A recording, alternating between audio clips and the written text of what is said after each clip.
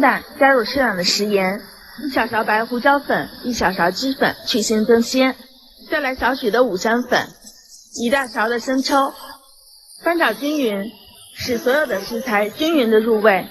我跟你们说，现在已经是非常的香了。这个时候已经炒至7、8分熟，我们把它全部倒入芋头丝里面，然后给它翻拌均匀。我们少量多次的往里面加入土豆淀粉，这样比较容易掌握粘稠度。土豆淀粉不要放的太多，可以爆成团就可以啦。放入土豆淀粉，吃起来口感也会更加的口弹。